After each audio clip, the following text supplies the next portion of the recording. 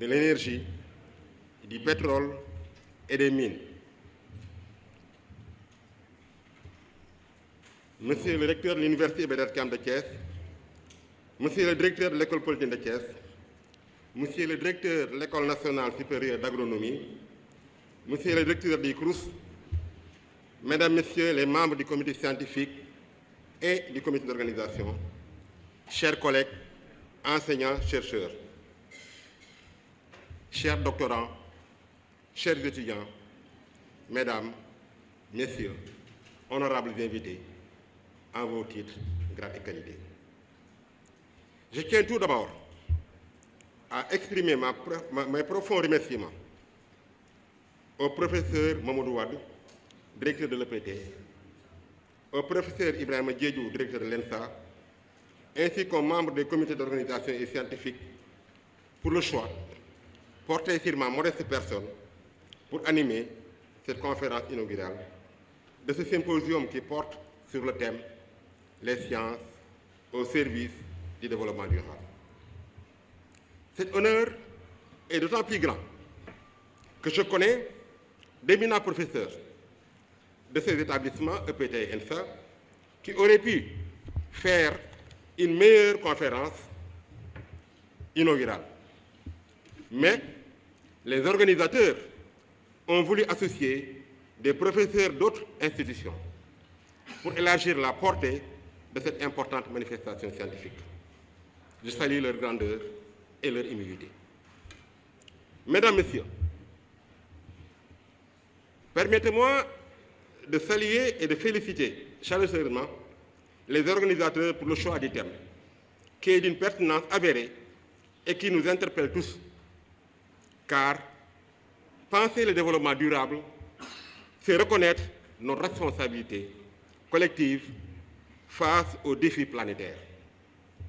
En effet, depuis l'apparition du rapport Brundtland en 1987, qui définit le développement durable comme un développement qui répond aux besoins du présent sans compromettre les capacités des générations futures à répondre dès lors, cette exigence est devenue à la fois morale, politique et scientifique.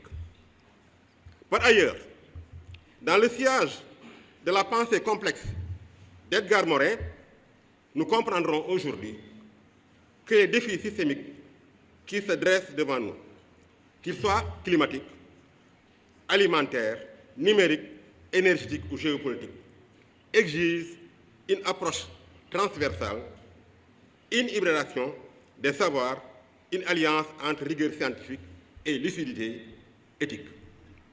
Mesdames, Messieurs, nous vivons un moment charnière, au moment où la science ne se limite plus à expliquer le monde. Elle devient un levier majeur de transformation, un levier pour mieux produire, pour créer de l'emploi, pour assurer l'inclusion, pour préserver les écosystèmes et pour construire notre autonomie stratégique.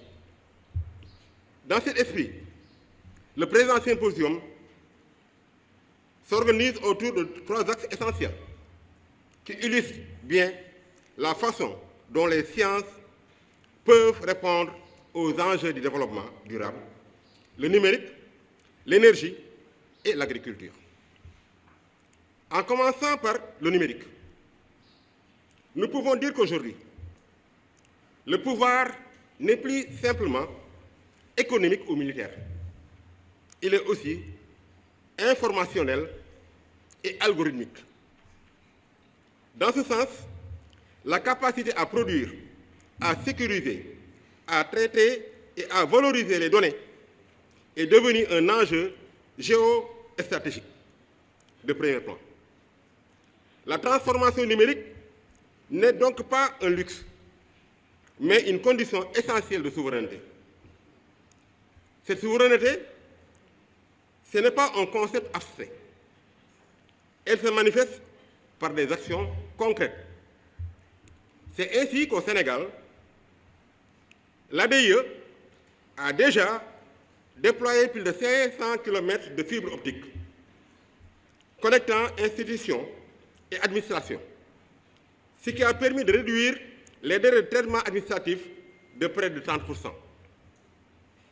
Au Kenya, la plateforme M-Pesa a révolutionné l'accès aux services financiers, touchant plus de 20 millions de personnes et stimulant ainsi l'économie locale, même dans les zones rurales les plus reculées. Toujours dans la région, des startups agricoles telles que Downforce Technologies utilisent l'IA, l'intelligence artificielle, pour cartographier le carbone des sols, guidant ainsi les pratiques agricoles vers plus de durabilité.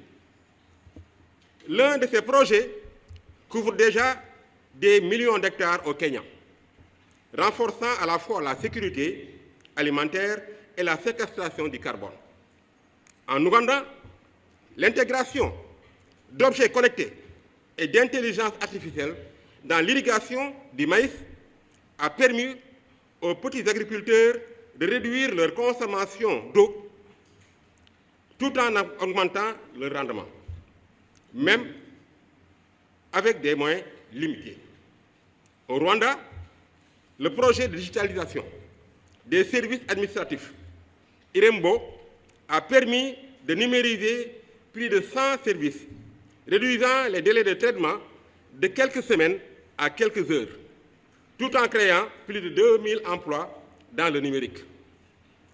Plus près de nous, le Sénégal participe activement à un réseau AI4AFS, une initiative panafricaine qui soutient l'usage de l'IA dans l'agriculture. C'est dans ce cadre qu'est né le projet Tolbi IA.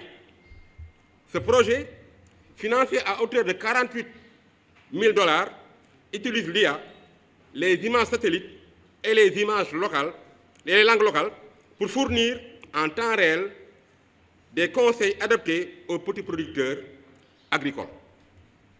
Et les résultats de ce projet sont très intéressants, à savoir une réduction des pertes post-agricoles allant jusqu'à 80%, une augmentation des rendements et des revenus agricoles de plus de 30%, un objectif ambitieux d'atteindre 1 million d'agriculteurs africains d'ici la fin de l'année 2025, dont 50% de femmes.